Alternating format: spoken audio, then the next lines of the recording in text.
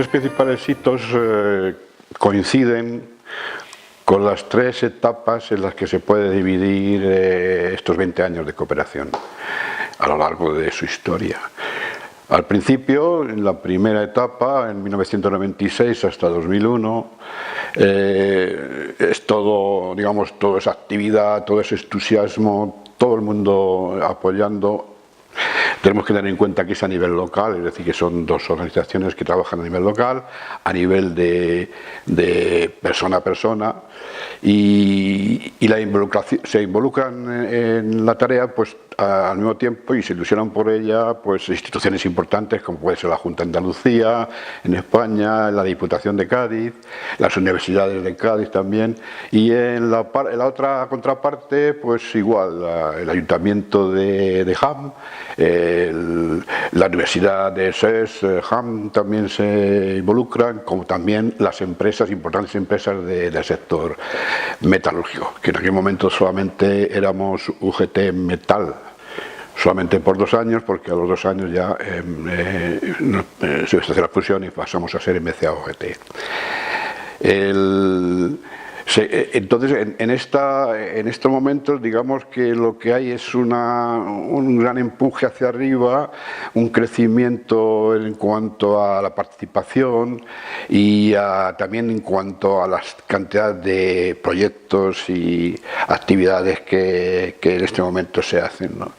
Y bueno, se llegan a proyectos tanto fuera de los sindicatos como entre las propias, la Junta de Andalucía y el Ayuntamiento de Jaén, y las empresas también españolas, algunas como Navancia y tal, también en aquel momento era ESA y tal, también colaboran, y digamos que en fin, es una especie de explosión de actividades que lo que conducen es que al final, y entonces ya llegamos a la segunda etapa, no pueden con ello, es decir, que hay una crisis y claro, cuando hay una crisis pues también empiezan a haber desconfianzas, y la base de este tipo de cooperaciones o de esta cooperación es la confianza. Si no hay confianza mutua es imposible hacerla, porque estamos hablando de una cooperación a escala totalmente de base. No hay ninguna intención político, estratégica, geográfica, nada, sino que es a nivel de base. Entonces, ellos lo notan que efectivamente así no se puede seguir, y hacen digamos, un seminario, lo que llaman el seminario de reflexión, en el cual, bueno, pues reflexionan con toda la sinceridad que pueden sobre qué les pasa y si efectivamente merece o no la pena seguir. Después de 5 años, estamos hablando después de 5 años. Efectivamente analizan todo y llegan a la conclusión de que sí, que se puede seguir, pero que claro, que hay que bajar un poco el listón. Y se baja el listón en cuanto a la cantidad, yo creo, sobre todo de actividades. Permanecen algunas todavía, pero en realidad lo que hacen es que en vez de, por ejemplo, si había 2 seminarios al año, pues solamente se hace un seminario. Si por ejemplo pues se habían empeñado en hacer incluso hasta una revista, pues claro, es que no tenían medios, entonces todas esas cosas las van dejando, las van abandonando porque no son capaces de hacerlo, pues no tienen personal ni tienen medios, sobre todo medios. Bueno, de tal manera que hacen un nuevo acuerdo, y este acuerdo pues dura otros 5 años, es decir, llegan a celebrar, que ese sería el segundo hito, el 10º aniversario. A raíz de ahí, pues van evolucionando también en cuanto a las medidas que tienen que darle a las cosas y no pasarse, pero van haciendo camino. Y entre otras cosas, pues haciendo camino en contra a veces incluso de que las propias organizaciones a las que pertenecen no están mucho por la labor de apoyarlo, es decir, les dejan a libre albedrío y digamos, a que sean capaces de financiarse los proyectos. Pero claro, el tema de financiar los proyectos significa que a veces también ya agotas las fuentes. Claro, ya no puedes estar toda la vida dependiendo de eso. Entonces, Bueno, se sigue hasta ese 10º año, y entonces, claro, ya llega un momento en que las fuentes, todas las fuentes ya que ayudaban, con subvenciones, incluso hasta la Unión Europea se conectó, pues ya ahí hay al cabo de los 10 años, pues ya se ve que no hay muchas posibilidades, hay que ampliar. Entonces, la ampliación entonces viene, digamos, la última etapa, que más o menos pues comienza poco después del 10º aniversario, pues si fuera en 2005, el 2006, 2007, que ya había entrado en otro tipo de cooperación, pero sobre las mismas bases, la MCA-UGT de Andalucía, que había hecho una cooperación con otro sindicato local, que era IG Metall Wuppertal, y que ya llevan funcionando desde 2004, y estaban ya haciendo también, digamos, el mismo camino que habían seguido los de Caditanos y los de Ham, ¿no? Pues lo seguían ellos. Y claro, había una situación, que es que Andalucía, o sea, Cádiz es Andalucía, Cádiz es Cádiz y Campo de Gibraltar, y estaban dentro de Andalucía. La situación era también económica y no podían tener dos cooperaciones. Inevitablemente tuvo que irse a una cooperación conjunta de todas. Digamos que esto enriqueció al final también, porque entonces ya tendrían más medios, más posibilidades. Y entonces, cuando, digamos, llega ese tercer hito, que es cuando se funden las dos cooperaciones y se llega a hacer solamente una, respetando, sin embargo, la idiosincrasia y la procedencia de todas. Entre otras cosas porque estamos hablando de una cooperación, como digo, a nivel de sindicatos locales, que ellos no renuncian a su autonomía, digamos, local. Y sobre todo los alemanes, que lo tienen hasta establecidos los estatutos. Entonces, digamos que llegamos a una cooperación, que es la que representamos en el libro, entre UGT-MCA de Andalucía, con sus 8 provincias normales y más una que es la de Campo de Gibraltar, o sea, 9 provincias para nuestros efectos, y luego pues IG Metall de Wuppertal, que están, o sea, IG Metall de Wuppertal, Ham y Lippstadt, que es otra ciudad de IG Metall, se unen también. Y entonces, pues digamos que todo ese conglomerado pues hace digamos, llega a los 20 años. Y bueno, otro hito quizá ya que abarca todo es el hecho de haber roto con una dinámica internacional de lo que era el trabajo internacional, que solamente se hacía a niveles altos, no de alto nivel, pero ese nivel es muy político. Entonces yo creo que uno de los hitos es que efectivamente esto se hace a un nivel en el que la gente se mira a los ojos, o sea, de tú a tú, y todos se ven al mismo nivel. No hay ninguna ambición política o sindical de tipo pues organizativo, y de luchas también legítimas, pero que hay los sindicatos, sino que aquí eso se obvia. Pero sí se consigue que una cosa que yo creo que es inédita, y es que haya intercambio también entre los dos sindicatos, también a nivel general, a nivel federal, de delegados. Es decir, que desde el principio, desde la primera etapa, hay delegados, o sea, delegados de españoles que participan en congresos del IG Metall, y al revés, delegados alemanes que participan en congresos de las organizaciones, de nuestras organizaciones, también a nivel federal. Naturalmente en un estatus especial, pero como delegados. Es decir, no como invitados ya, sino como delegados. Y eso es un hito, yo creo, porque eso significa que en uno de los pasos que se querían dar de la construcción de un sindicato europeo unitario, pues con eso por lo menos es una pequeña grano de arena que se pone, ¿no?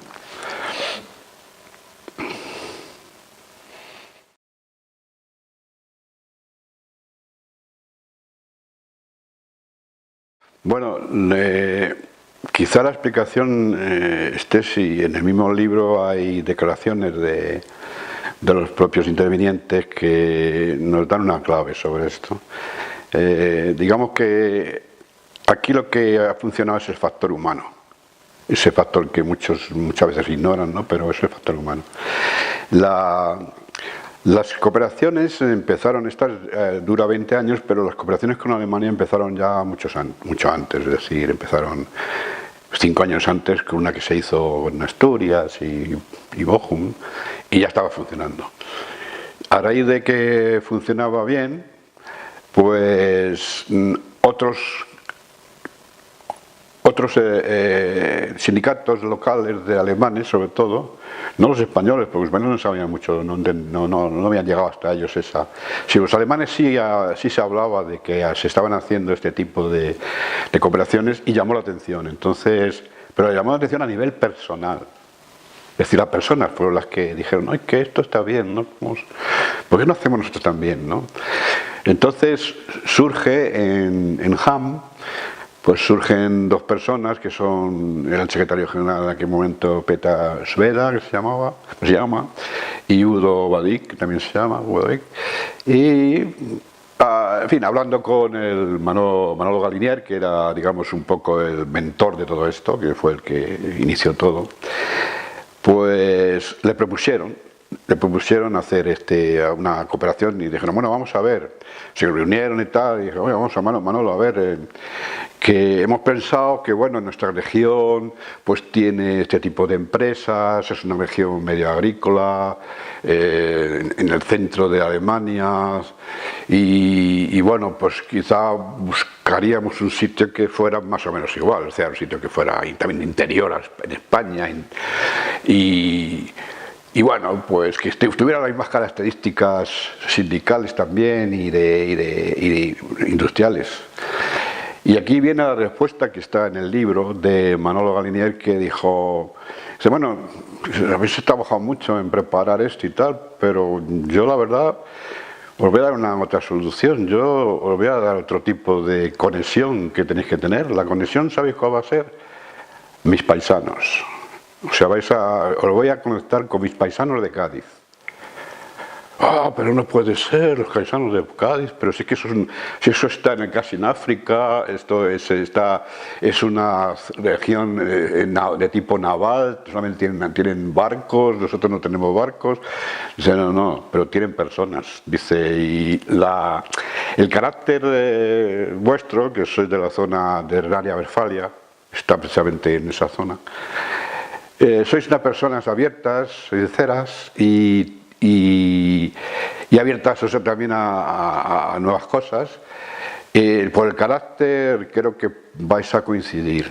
Y yo conozco a mis paisanos y sé que ellos también van a ir por ahí.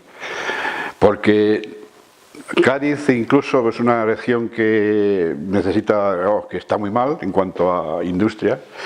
Es verdad, tiene en el sector naval, tiene también algún tema de componentes, automóvil, pero no os fijéis en eso, fijaos en esto otro. Y bueno, pues efectivamente eso fue lo que funcionó. Es decir, en el momento en que se pusieron en contacto, sin tener uno del otro idea de nada, es decir, de quiénes eran, de quiénes eran, de qué es Alemania, qué son los alemanes, y sin conocer el idioma, pues digamos que en el término de un mes ya había ahí un feeling increíble entre personas, es decir, entre pues, Peter Sveda, que era el secretario general de Hamm, y Isidoro Gálvez, que es el personaje, digamos, que también pionero de esto, que también era un personaje muy abierto y como suele ser también el carácter, digamos, de Andalucía, ¿no? Y efectivamente eso es la base. Yo casi no me extendería mucho más en eso porque sobre eso tiene que ir todo en cuanto al ser humano. Y esto además no solamente es en la intervención que hacen, en este caso los de Hamm, en este libro, sino también la intervención que hacen los que vinieron después, como por ejemplo Fritz Janis, que es el, digamos, de la segunda etapa, cuando el Wuppertal, otro también, Torsten, que también es de ya la última etapa, y también dicen lo mismo, que la base es el que se conocen los hechos, pero lo que más importa es conocer quién está detrás de los hechos, es decir, qué personas están en los hechos. Conocer a esos personajes, ver cómo viven, qué inquietudes tienen, ¿no? Y qué problemas tienen. Y efectivamente sobre eso se basó. De tal manera que los seminarios, claro, el mecanismo de los seminarios es que es más o menos pues casi que se encierran 22 personas que hacen el seminario, 11 y 11 de cada lado, y más con los intérpretes, se encierran una semana. Y entre comillas encerrarse, quiere decir que están continuamente haciendo cosas juntos, sea cultural, de carácter cultural, sea de carácter también de trabajo, de seminario, de preguntarse cosas, de intercambiarse cosas. Pero claro, lo más sencillo es el contacto directo, que no hace falta tampoco, digamos, contacto directo pues en el café, con la comida, paseando por la calle, que es el preguntarse, bueno, ¿y tú cuántos hijos tienes? Y eso es fácil, ¿no? Porque tanto uno como otro, pues no, tú es tres, con señas o como sea, y se establece ese contacto, ¿no? Y ese contacto crea amistad. Y una amistad sincera, porque no hay nada más que eso, o sea, de intercambio, de conocerse y ver qué pasa, ¿no? ¿Qué ocurre con eso? Que muchos prejuicios que hay en ambos países, españoles y alemanes, tanto de si los alemanes son muy buenos o son los mejores, todos los tópicos que hay se vienen abajo, porque de repente se ven que en fin, en lo fundamental somos seres humanos todos, y esa es la base de Europa. La base de Europa tiene que ser el que efectivamente pues conciliar lo que pretendemos con que sirva para el ser humano, si no, ¿para qué queremos?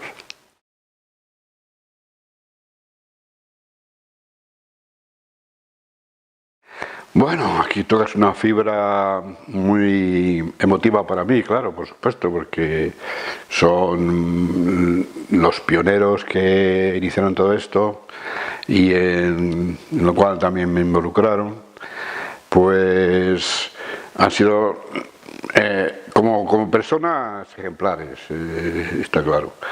Abnegados, sobre todo, una abnegación enorme y también siendo trabajadores, en fin, no tenían ninguna carrera, pero que la excelencia en ellos ha sido también un objetivo. Claro, se podría hacer una biografía de cada uno de ellos, porque claro, incluso personajes, aun siendo por ejemplo como era Manolo Galinier Macías, que nació en Cádiz y luego tuvo que emigrar igual que yo, o sea, inmigrante como yo, también de la misma profesión mía, de delineante. Y que allí en Alemania él se hizo un personaje, es decir, que él trabajó primero en casa, en construcciones aeronáuticas, allí en Cádiz. Luego también creo que en Zaragoza estuvo también trabajando y luego ya emigró con la familia, incluso emigró con la familia, pues vamos, con las niñas pequeñas. Y allí en una fábrica de Düsseldorf, pues una fábrica pequeña de 300, pues ahí él cambió de profesión, que le pasó a muchos españoles, claro, tenía que cambiar de profesión allí, y se hizo con los mandos, es decir, porque inmediatamente todos los trabajadores españoles, y también había otros extranjeros, españoles y tal, pero también muchos alemanes, pues a la primera que pudimos los españoles presentarnos a las elecciones sindicales, porque entonces solamente se podían presentar los que eran miembros de la Unión Europea, o sea, los italianos, los nicos, porque inmigrantes, habrá un francés pero vamos, como migrante nada más que había los italianos que tenían derecho pasivo y activo para las elecciones sindicales. Y entonces la primera que ya se pudo, porque votar sí podíamos, pero no presentarnos, ¿no? Que se pudo presentar, se presentó y digamos que fue en Alemania el primer presidente de comité de empresa español, o sea que llegase a ese nivel. A raíz de eso hubo ya un montón de, muchos más españoles presidentes de, hoy somos mujeres también presidentes de comité de empresa, españolas. Y sobre todo él se formó en el sindicato Ig Metall, es decir, en los cursillos de formación que hacía el sindicato Ig Metall, que a través de eso también es como él luego también ingresó en UGT, es decir, que era un hombre muy comprometido, muy comprometido. Y qué decir también de Isidoro, pues que Isidoro Gálvez pues también fue un antifranquista, es decir, fue un antifranquista de los primeros, porque fue de la época de cuando la vanguardia obrera juvenil, esto estamos hablando del franquismo, del tardofranquismo, pero estamos hablando de lo que da lugar a la creación de Unión Sindical Obrera, que era de procedencia, todos sabemos, de procedencia católica cristiana, de los católicos obreros y tal, ¿no? Pero que tenía, como todos los de uso, tenía esa virtud de que estaban muy bien preparados, sindicalmente, pero sindicalmente tenían, la uso tenía muy buenos cuadros. Y bueno, pues, ¿qué se puede decir? Toda la negación y todo esto de una persona que bueno, pues perseguida por el franquismo, en fin, su padre también, es decir, familia también muy socialista. Y estos son, digamos, los dos pioneros que se juntan y, bueno, incluso entre ellos tuvieron sus diferencias, pero que consiguieron hacer un tándem ahí que era, bueno, pues que arrastró. O sea, es importante, como vemos, el ser humano es importante siempre, es decir, que cuando hablamos de organizaciones que tienen que existir y tal, pero líderes tiene que haber. Es así, y es que tiren para adelante porque los demás pues lo ven y incluso pese a dificultades, muchas dificultades, pues van saliendo las cosas, ¿no? Y luego también pues estamos hablando de un español y un alemán, digo, no, dos españoles, pero uno era medio alemán, quiero decirte que trabajaba para la Ig Metall, que trabajaba para la Ig Metall porque se lo había conquistado él, ¿no? en la lucha sindical allí, ¿no? Porque lo primero que fue un sindicalista alemán, que es algo que en fin, claro, cuando estás en un país, pues oye, pues intégrate, ¿no? y lucha por los derechos de los trabajadores. Pero en torno a él, pues también podemos hablar también de Udo Obadí, que es una persona también con mucha pasión por Europa, por los temas de Europa. Y luego vosotros que han funcionado como Peter Sveda, también alemán, que también ha hecho mucho, y sobre todo estos personajes entre Peter Sveda y ya me parece que lo he dicho antes y Isidoro Gálvez, pues se da de repente, se da una especie de chispazo, ¿no? O sea, y ya digo, cada uno hablando un idioma, hasta el extremo de que luego hay amistad de las dos familias, o sea, de la familia de uno y de otro, o sea, hay amistad, hay encuentros también fuera de la cooperación, pues visitar allí Alemania, aquí, las familias, o sea que también se crea ese tipo de buenos rollos, digamos, que contribuyen a que, hombre, pues muchas esas desconfianzas que hay entre países, entre gente y tal, pues se diluyan y se vea solamente pues en la persona tal como es, con todos sus defectos y con todas sus virtudes, ¿no? Y luego también pues hay que hablar también de que también en el libro aparece que es un luchador anti-Hitler, o sea, digamos que ha habido antifranquistas, también ha habido luchadores de fuerza de acero contra los nazis. Y este es Erwin Scipio, que luego incluso hasta le dan la medalla, la cruz, la gran cruz en Alemania, que eso del mérito civil por su lucha, entre otras cosas no, pero vamos, su lucha positiva, porque no es la cuestión de haber sido un perseguido nazi, sino que luego continúa haciendo cosas a favor de la sociedad. O sea, más que nada la cruz del mérito civil se la dan por algo que estaba haciendo positivo en la sociedad, ¿no? Y claro, son elementos que no aparecen luego en muchos libros, por eso yo he tenido interés en que efectivamente aparezcan en un libro. Ese es el mínimo homenaje que se puede hacer, porque luego se aparecen entre otros que han hecho menos, pero quizá brillen más, ¿no? Pero es así. Y es que se podría decir muchísimo, pero bueno, yo destaco en este caso solamente a estos, pero en nombre de muchos más, por supuesto.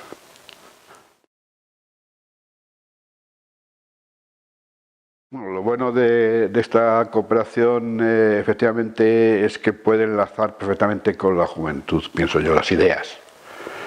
El mecanismo, lo que se hace, porque siempre hará falta que se intercambien, especialmente los jóvenes. De hecho, la Unión Europea no podrá funcionar si no se basa en que los jóvenes, pues conozcan a los otros y se conozcan entre ellos y a nivel exclusivamente no como estudiantes solo y todo esto, sino a nivel también de trabajadores, ¿no? De que el mundo del trabajo que nos tiene el mundo del trabajo en el futuro nos tiene prevista muchas sorpresas, tanto negativas como positivas, dependiendo de cómo lo encaucemos. Entonces, Europa, yo estoy ahora fijándome también en que esto es una base para Europa. Es decir, estamos viendo, la primera pregunta que hemos tratado es qué pasa con Europa, es decir, que esta situación de Europa, claro. Se marchan los ingleses, los otros se quieren marchar y tal. Bueno, hay que reaccionar.